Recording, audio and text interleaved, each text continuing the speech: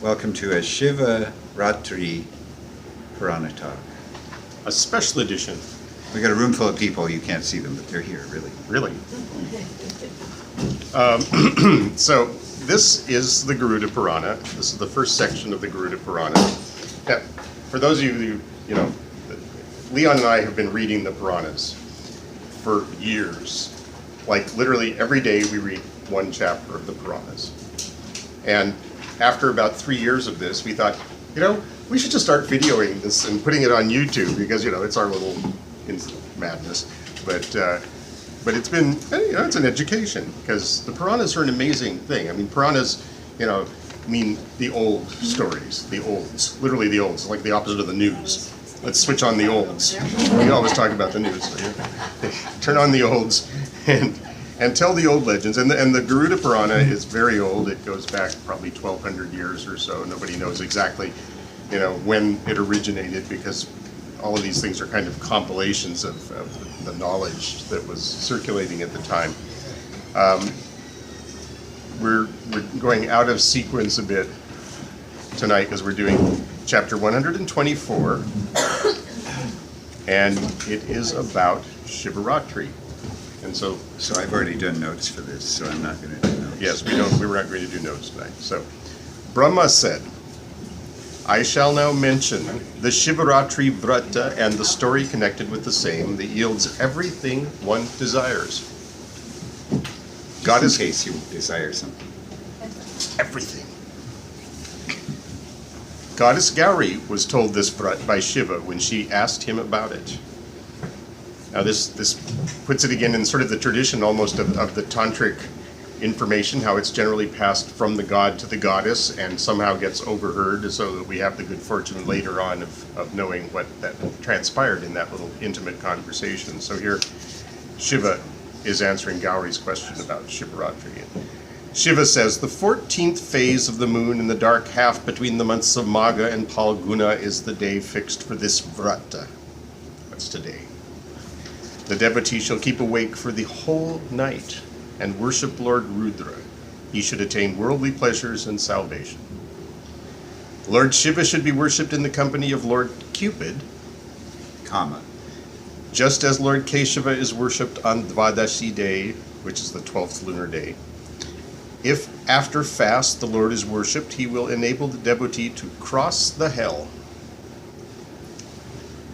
The translation is a little quaint at times, but for example, once Sundara Senaka, the sinful king of Nishadas, went a-hunting into a forest along with his dogs.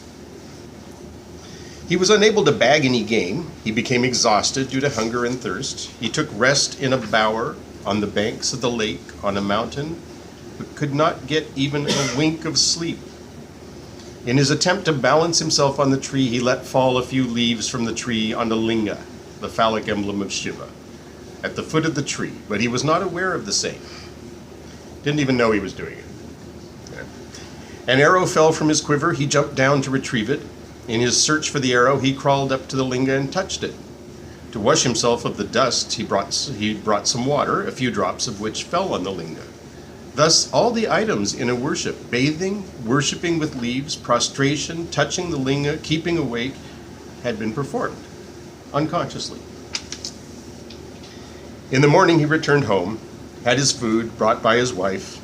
After some time, when he died, he was dragged by the soldiers of Yama, Lord of Death, with a noose. Then my followers fought with them and released him.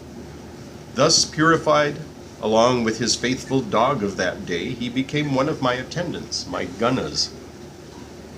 Thus, even without knowing, he got the fruits of worship. He who knowingly performs worship will derive everlasting benefit.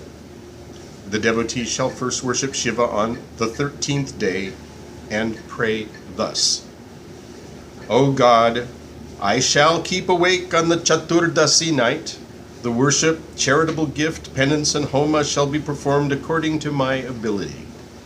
O Shambhu, after fasting for the whole of Chaturdasi, which is the 14th lunar day, we're on just right before the full moon, or the new moon, so this is when this happens. I shall take food only the next day. O Lord, be my refuge and accord me worldly pleasure and salvation. After bathing the linga with panchagavya and water, and panchagavya are the 5 products of the cow, considered very sacred, so they are milk and ghee or butter and yogurt and urine and dung. And We're not using the last 2 tonight. there's a whole tradition of Ayurvedic medicine that are built around, consuming these in very carefully controlled and sterilized kind of situations. So it's taken very seriously. After bathing the linga with panchagavya and water at the close of the worship, the devotee should approach his preceptor and worship Lord Shiva again with the mantra, Om Namah Shivaya, Om Namah Shivaya, and offer scents. He should perform homa with jinjali seeds, rice, and other grains, as well as butter. After Puranahuti, he should listen to songs of prayer and mythological stories. We're doing it backwards. We're starting with the mythological stories. The worship should again be performed at midnight, and at the end of 3rd and 4th yamas. The concluding rites should be performed in the morning with the Mula mantra. O Lord, with your favor I have concluded the rites unhindered. O Lord of the universe, forgive me.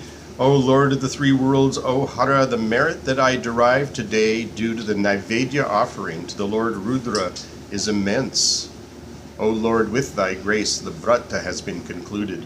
O Lord, be pleased, return to thy region.